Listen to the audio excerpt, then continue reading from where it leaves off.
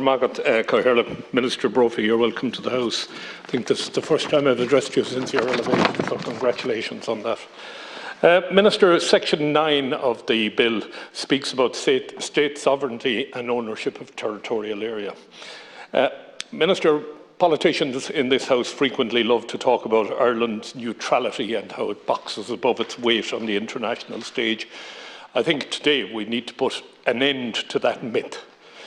For writing things on a piece of paper to satisfy some United Nations Convention on the Law of the Sea adopted in 1982 is quite frankly nonsense when we are in a situation where the state can only claim sovereignty and ownership to that which it can protect itself.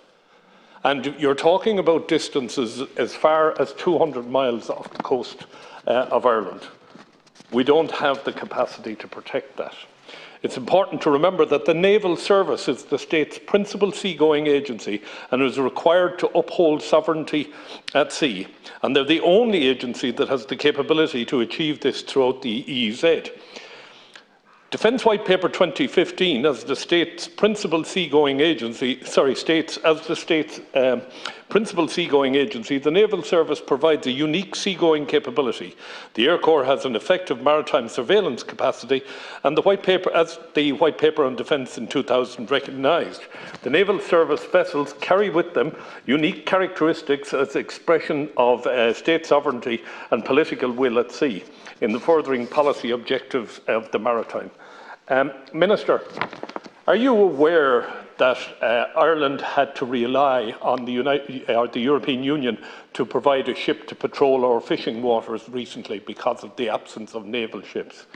Do you know that the Naval Service has 2 ships tied up, unable to sail because we don't have people to crew them? 1/3 of our fishery patrols have been cancelled by the Naval Service so far this year. As of mid-May, 32% of the 405 patrol days have been cancelled by the Naval Service in 2021. This includes 86 days cancelled due to personnel shortages, including some limited number because of COVID-19. 44 have been cancelled due to mechanical issues. The game is up, Minister. The European Commission has copped on to the state of things in this country. They recently ordered a formal administration inquiry into Ireland's ability to enforce European fisheries regulations and found the Irish system to be unsatisfactory. As a result, the Commission has put forward a specific package of measures to address this, and I read that the government are actively working on these things, but I don't see any evidence of it. The bill adverts to jurisdiction in case of offence on foreign ships and territorial sea and the prosecution of these offences on foreign ships. Who's going to police this? Successive governments have run the Naval Service down to the crisis level it's at today, and we are not in a position to enforce anything to do with the sovereignty that this bill deals with.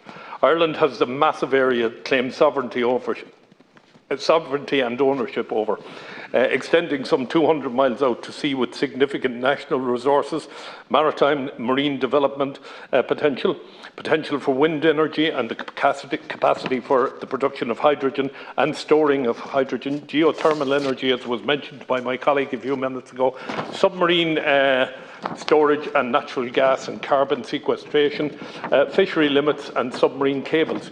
There are cables coming into this country now and will be coming in over the coming years from Iceland and from Santander, which will carry massive data. And we've just seen what happens in this country with respect to the protection of data and what has happened in the HSE. In addition to this, Minister, we do not have ships with the capacity to see what's going on under the sea.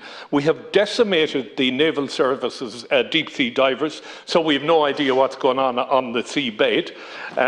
The following extract from a paper entitled Patrolling Below the Horizon, addressing Ireland's awareness of our maritime geospatial domain by Lieutenant Shane Mulcahy of the Naval Service, published by the Defence Force in 2019 in its review. The Irish Government's 2015 White Paper on Defence provides limited direction, highlighting the Naval Service's ability to express state sovereignty and political will at sea in order to further national policy objectives in the maritime domain.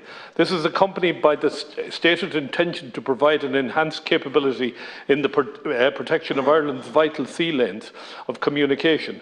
The direction has thus far manifested itself in limited bottom-proofing capability from surface assets, and the recent foray into the autonomous underwater vehicle sensors.